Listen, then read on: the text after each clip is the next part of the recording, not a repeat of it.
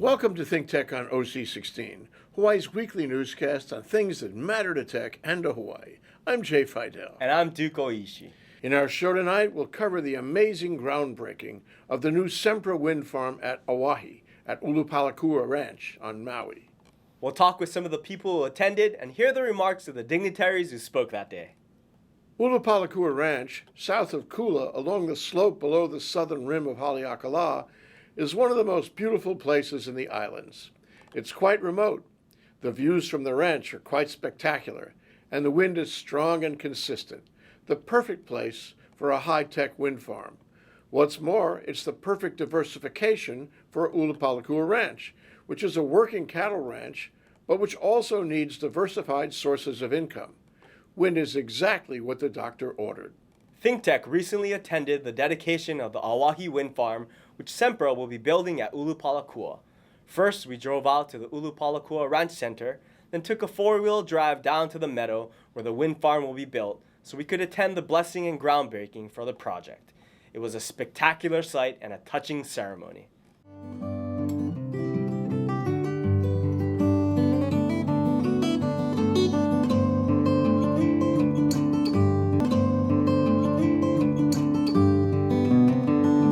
There's a lot in the works, a lot in the queue right now, and we're just looking at everything that's possible. We just want to make sure, though, that we're able to provide reliable power to our customers. So are you a neighbor nearby? Right next door is Kaiki Nui, that's where I'm from. Homelands. Hawaiian Homeland, yeah. They're helping us with our road, Oh, good. Sempra, Good. and we appreciate what everybody's doing for us. The neighborhood supports Yes. this project. That's great. Because if we do get our road in, we get the people who have the land along the road, they would come in and develop their place maybe.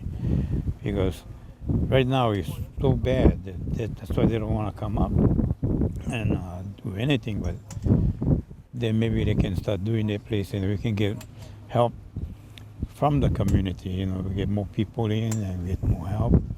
Because right now we get like maybe 6 or 7 of us taking on our association, and we're just changing hats. We need more people. we need more people, more participants, more help. And this could actually be a big thing. This could help the neighborhood come alive, no? Yeah. And then the next, if they want to put up more windmills, they can put them up on our side, and we can benefit from that. Yeah. Yeah. Okay. I mean, are people okay with that, with the notion of having a windmill nearby? Well, I don't see why not, because it's for your energy. It's, you get wind, you get sun, you get all this energy, natural energy. Well, you need to depend on fuel and all that, It's, make use of what you have. You have all these natural things. Yeah. Like us, we don't have electricity out here. Oh. We have to depend on the wind and the solar. And even generator, we need gas for that. So all that we have to get away from. So this will change things, but you'll still have your homelands. Yeah. And it's still a beautiful, beautiful place. It is, yes. Yeah. And it still can be, with this modern technology, you can still make it work for you. I don't think our ancestors would let this go, and then, because they never had the equipment, they never had all this stuff, but they did beautiful work. Yeah.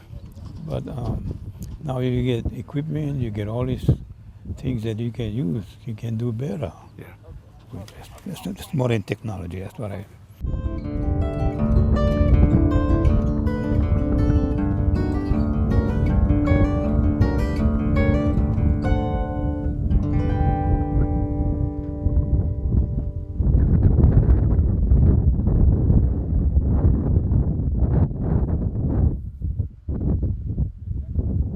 The wind farm site will be well below the road in a windswept ranch pasture facing Lanai to the west. It will include 8 400-foot high-tech turbines at a cost of $4 million each, generating a total of 21 megawatts for the Maui grid and lighting some 10,000 homes. Then we drove back up to the ranch center. More than 150 dignitaries, friends and neighbors of the ranch had arrived for the dedication, including Lieutenant Governor Brian Schatz and Maui Mayor Alan Arakawa. The mood was joyous, and there was an element of celebration in the air. Generating power like we're doing here in our own backyard, locally, is going to be the future of energy generation in the United States, and Hawaii is on the forefront of that. When the project's completed, a few facts for you here. There's going to be 8 turbines, and those 8 turbines will generate enough power locally here in Maui to power 10,000 homes. This project is about balance. We as individual human beings are always constantly in balance between our work and our family. We work to put food on the table for our family, and we have to balance out the time that we have at work to be with our family and have time. And we as people love to travel. We like to fly on an airplane to go visit some other place. We like to get in a car and go to the movies or go to dinner or go someplace. We like to get on the computer, cell phone, use energy. We all have that, and we are trying to find that balance because we like to use these things. We like to travel. We like the energy, but we have to balance the environment and the natural resources, which are in finite supply, to get that balance. In Ulupalakua's case, we are constantly in balance. Everything we do is trying to find balance. We constantly try and find balance with the amount of cattle that we have in a pasture to the amount of grass that that pasture has. When we first started looking at the project, Sumner came up to me, called me and said, we want to start a project up here. Let's go take a ride in the ranch land. And as we drove down into the location that the project will be built on, it was amazing to me what was there. Lava fields, pasture land. In my mind, I'm thinking, the wind is blowing, it looks very good, but can we do it? And of course, Sumner has always had that vision. And I want to thank the Erdman family for their vision in renewable energy. The origin of the Renewable Portfolio Standard stems from a law that was originally passed in 2002. And I'm really glad that he's here today to help in this celebration. But Senator Kalani English was my counterpart in the legislature. He is chair of the Senate Committee on Energy and Environmental Protection, and myself as chair of the House Committee on Energy and Environmental Protection. We worked together in passing that bill. But also involved in that bill was the Lieutenant Governor, who was the vice chair of the House Committee on Energy and Environmental Protection. So I'm glad they're both here today. I want to commend Sempra and the Erdmans on their willingness to work with my staff and develop a plan to provide roads to the Hawaiian homestead in Kihikinui. For more than 20 years, the lack of roads have left Hawaiian families unable to build homes and to live on their lots of the homestead. This wind farm, by providing upfront for an urgent community need, has set a good example for us to build on as we try to find a way to balance the cost and benefits of new projects. This is truly a momentous day, and I want all of you to remember this day because this is really the beginning of Maui's energy independence. And this is something that our children and our grandchildren will remember. Coming up here today, Leona, all of you know Leona Nomura, was telling, she's the only one that could tell the mayor that he was late, by the way. But coming up here, Leona said something that was just absolutely profound to me. She said, we're not doing this for us today, we're doing it for those in the future. And this is an extraordinary event in a lot of ways, but one of the ways is that everybody under the tent played a role, whether it was advocacy and community support, whether it was government regulations, whether it was contract negotiations, whether it was financing, whether it was, I see all of the members of the Public Utilities Commission, John, Mike, I still call her Chair Morita because she told me when I was her vice chair, She said, Brian, I don't care what job you ever get, you're always going to be my vice chair. So. While we were there, we were also able to catch up with some of the Sempra executives on the project and other VIPs and visitors who had come for the occasion. We've begun digging the well. We've started construction on some of the Met towers. The windmills themselves will arrive in Maui the last week of July. Coming soon. Yes, coming soon. And then we'll start moving up onto the property in August. And so we are going to be up and running by the end of the year. What about the battery? How big is that? And how do you install or construct that? Yeah, we'll actually get shipped in a sealed container already. The size of it, it's about an 11 megawatt battery. And so, you know, what those batteries do is they actually serve as a shock absorber. So it's not really what people would think about of a battery that you would, you know, maybe generate the electricity in the morning and then at night you're going to start delivering it to the grid. What this battery does is it helps make sure that we can deliver a smooth and consistent source of electricity to the power grid. What cattle ranchers get paid has definitely not kept up with all of the other costs. Labor costs, electricity costs, gasoline costs, insurance costs. All the other things that all our inputs have gone up steadily, you know, 6, 8, 10%. Yeah, sure. And really, if you take it over 40 years, the price of cattle's really only done about a 1% growth on that. And so at some point, it becomes very difficult to try and sustain, and you can only grow. And then you get hit by a couple droughts, which we've been hit with, and it just makes it almost impossible. So for us, diversification is key. If some foreign power were to decide tomorrow that, well, they want to raise the prices, double, triple, quadruple the prices, they could. If they wanted to say, well, the market's too small, we don't want to service Hawaii, they could move to China and move all of their resources there. And we're helpless to force a decision. If we have 100% alternative energy, we will be self-sufficient and we won't have to depend on the mercy of some foreign country. And you know, many of these foreign countries are at war with the United States as well. So the economic and political wars can have an effect on what we are doing. So we're trying to get away from that. We're burning oil for electricity. It costs too much and it's bad for the environment. So adding 21 megawatts of clean energy to the Maui grid is critical. The other thing that's exciting about this project is that 10 megawatt hours of battery storage.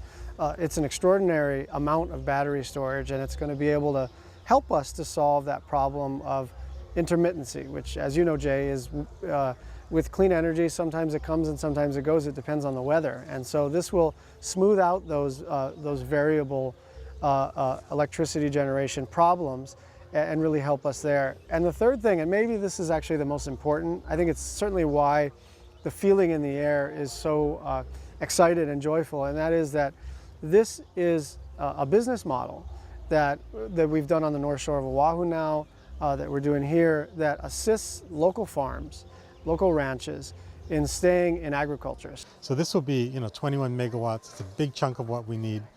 Also creating the local support base for the renewable energy industry. Because a lot of times people talk about wanting renewables, but then when the practice comes, when they actually say, we're putting it in, they go, oh, I don't like how that looks. I'm not too comfortable with this. So we're doing two things. We're creating the base to make the power. We're also helping people do the psychological shift away from oil and to our own power that we create here, which means we have to see it, we have to feel it, we have to touch it. The sense of accomplishment, and I think that's one of the challenges for our energy policy, that we really need to be aware of the benchmarks and the progress that's being made. Sometimes we get so lost in the detail, we don't see how far we've come. It's really about showing we can do it. I mean, as an economic developer, on an island in the Pacific, part of the challenge is you're on an island in the Pacific, what can you really do that's, earth-shattering, whatever, and how can you possibly think about doing something like this? And we show it can be done. I've been with Sempra for about 10 years. We built natural gas plants, solar plants, wind plants, all over the country, all over the world. And this is the most unique, right? I mean, it's Maui for one. It's the most beautiful location you could ever ask for. It's the most amazing wind we've ever seen anywhere. Possible new corporate citizen and they realize the great, amazing history that is involved in the site. I really commend Sempra. Now that the groundbreaking is done, Sempra will move on to construction. The 8 turbines will arrive in Maui in July and will be carefully transported through Kihei and Wailea to Ulupalakua over the summer. Then they'll be erected on site during the fall and ready for connection and operation by the end of the year. This is such an exciting project, and ThinkTech will, of course, continue to cover the story. The neighboring Hawaiian Homelands community is very supportive of the project, and the benefits package from Sempra will include water and new roads for their community. From what we learned, they are looking forward to the completion of the project, as well as other wind projects in the future. Auwahi is a third wind project on Maui, following in the footsteps of the first and second projects at Kaheava on the mountains in the southwest of the island. When Auwahi is completed, Maui will have 72 megawatts of wind, or just about 1/3 of its peak demand, and that's just fantastic. What a success story for Ulupalakua, for Maui Electric, and for Maui. Yes, given the wind projects that have moved forward over the past year at Kahuku and Kauailoa on Oahu, and at Kahiava and Ulupalakua on Maui, wind is alive and well in Hawaii and a leading renewable in our portfolio. But wouldn't it be great if we could also move ahead with big wind in Molokai and Lanai? Isn't it time we do that? Is there really any legitimate reason not to do that? The answer is no. And the point is that for now, wind is our best renewable, and we ought to make maximum use of it to save our state from oil.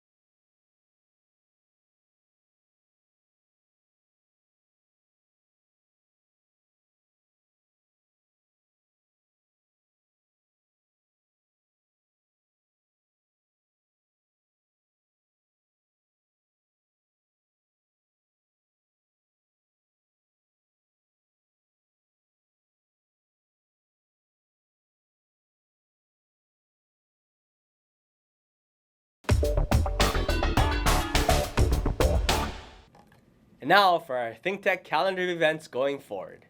ThinkTech's 4 to 5 p.m. weekday drive time radio series on KGU 760 AM continues this week, covering business, Asia, tech, energy, the arts, and government. Tune into 760 AM every weekday at 4 p.m. and raise your awareness on ThinkTech Radio. And you guessed it, on May 24th, the Hawaii Venture Capital Association and ThinkTech will present And you guessed it, on May 24th, the Hawaii Venture Capital Association and ThinkTech will present a luncheon panel program called Broadband in Hawaii, What We Can Do to Get Up to Speed, with a number of speakers and panelists to cover the move from what we have now to ultra high-speed broadband, the challenges involved, and how it'll change our state. Sign up for these programs on hvca.org. And now, here's Bill Spencer, President of the Hawaii Venture Capital Association, with this week's Spensation. I think about Act 221 a lot, Bill, because it's this fantastic vacuum. You know, it's like it went swoosh away, leaving this vacuum, and nobody's been able to figure out how to fill the vacuum. And there's still the vacuum. And when people say, what happened to the tech industry? Well, it went away with 221. But all is not lost. The accelerator got passed by the legislature just this week, and we should know more about it. What happened? Well, the accelerator concept, of course, is taking off all over the country. There are numerous examples, a lot of youthful enthusiasm about starting businesses, and if that energy can be channeled effectively, then that's a good thing. It's a chicken and egg situation. Some people will say that if you have good quality deal flow, that the money will come. On the other hand, other people will say that if you don't have money, then the deal flow will go elsewhere. So I think the accelerator opportunity is the opportunity to create deal flow and get some entrepreneurs teamed up and get their skills built up so that they could qualify for money if it becomes available. But the days of incentive for people to invest are gone. Even though about 20 states in the mainland have adopted programs similar to 221 to address the economic downturn, we sort of went the other way. Sounds like the state's expectations and standards for the development of a tech industry have been significantly lowered between the time 221 died, its premature death, and the passage of this accelerator bill. We've reset our sights, but on a much lower target. Am I right? It's really capital that we need to have in our own backyard, and that's still lacking. The fact is that there's not enough local money being invested in local companies. It's being put into the hands of money managers on the mainland, and it's not finding its way back to Hawaii. Why can't another bill incentivizing capital investment be passed through the legislature? Is this too hot to handle still? Well, I don't think the leadership and the legislature is patient enough. For in these times we need patient investment capital, and of course we hit a bump in the road with the economic downturn for sure. But that's the time to invest. That's not the time to pull back. And I think that's where Hawaii came out on the short end of the stick, as we reacted in the wrong way. Instead of investing more, instead of keeping the momentum going, we pulled back to save money in the short term. And I think the effect is going to be that we're going to lose a lot of those startups to the mainland. We're in the 21st century, and a lot of places in this country, and for that matter the world, have taken on tech as an industry. So the question is, when we get it together, if we ever do, are we going to be able to catch up? It could be tough. I think we're in sad shape if we don't reorganize our priorities. Yeah, so I guess the bottom line is congratulations to HSDC and Carl Fuchs and its partner in the effort, HTDC and Yuka Nagashima, for having gotten the accelerated bill through. It is the first glimmer of hope, really, since the failure of 221, but we need a lot more than that, Bill. A lot more, Jay. Thank you, Bill. All right, thank you. And here's our co-working entrepreneurs, Rachung Fujihira and Tony Stanford, to keep us current on their latest adventures at the Box Jelly. Well, this week we've been working on many different things, but it's all coming back to one thing that we strongly believe in, is helping the ecosystem, the startup ecosystem in Hawaii. Isn't that right? That's correct. This past week has been we're taking great strides, and just seeing how the ecosystem is kind of coalescing is a great thing. We had Startup Weekend, which was great. I think from last year, you remember we were right across the street, and then we came back and we did like a quick thing. Well, this past year was really good because the quality of teams was higher, the quality of judges was great. We had 3 judges for the mainland, 2 from 500 startups, 1 from Google coming in. Very exciting. And it was just an awesome event. As every year it's going, it's getting higher and higher. So even next year, I'm already getting tingles for waiting for next year. So to see that keep growing, we're doing something right. All right. So Danielle Sherman, we applaud you. Thank you. Very good. Also, along the lines of the startup ecosystem, we're moving with Startup Hawaii, which both Tony and I are both a part of. And Startup Hawaii is part of the Startup America partnership. We're doing a few things. We're also bringing in some teachers to the Box Jelly in the form of a workshop from Luxor, who are former members of Adaptive Path, and they teach lean user experience. These are some of the best teachers in this topic in the world. So we're really happy to have them down. We've had to throw up all our money up front. It's all right. We believe in the cause. This is world-class leaders. We're flying them in here because I believe in Hawaii. Yeah. So Yes. that's what we're doing on that path. And with Startup Hawaii, we have a lot of other very interesting things coming up in the future. So I'm very, very optimistic for the kind of startup scene out here in Hawaii. We're also continually, you're working with Hank Rogers too, aren't you not? Right. So along those lines, we have three different pieces. One is building skills, which is in the form of the workshops and different classes Like that what we're doing right now. And then building teams, which is a startup weekend is supposed to do, start building teams and making companies. And then taking those companies and scaling them is what we plan to do with the Accelerator project with Hank Rogers. So so far it's been like a wild ride. We were putting together, right, this past week I've just been getting ideas from different people, and this coming week I'll be doing the same thing. And then we're going to put those different ideas together, figure out what works best for Hawaii in our opinion, and then take that and make it happen. So we'll be giving you updates on that, as well as the box jelly. As well as the box jelly. With the box jelly, we're also moving forward. We're still expanding with our new things. So we're expanding the box jelly, working on the infrastructure, going to events. This week's been fun, huh? Yeah. And as always, it's a place to work, place to meet, a place to build. Work the way you live. We'll be right back to wrap up this week's edition of ThinkTech. But first, we want to thank our underwriters. Thanks to the Scheidler Family Foundation, which supports a number of educational, cultural, and charitable organizations, including ThinkTech.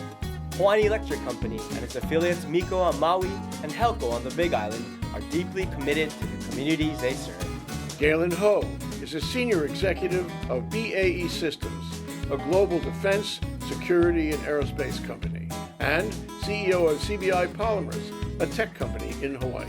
Okay, Duke, that wraps it up this week. Remember, you can watch ThinkTech on OC16 several times every week. Can't get enough of it, just like Duke does. For additional times, check out OC16.tv. You betcha! For lots more ThinkTech videos and for underwriting and sponsorship opportunities on ThinkTech on OC16, visit thinktechhawaii.com. Be a sponsor or volunteer and help us reach Hawaii. I'm Jay Fidell. Thanks for joining us on ThinkTech. You can watch this show throughout the week and tune in next Sunday evening for our next important weekly episode. And I'm Duke Oishi. Aloha, everyone.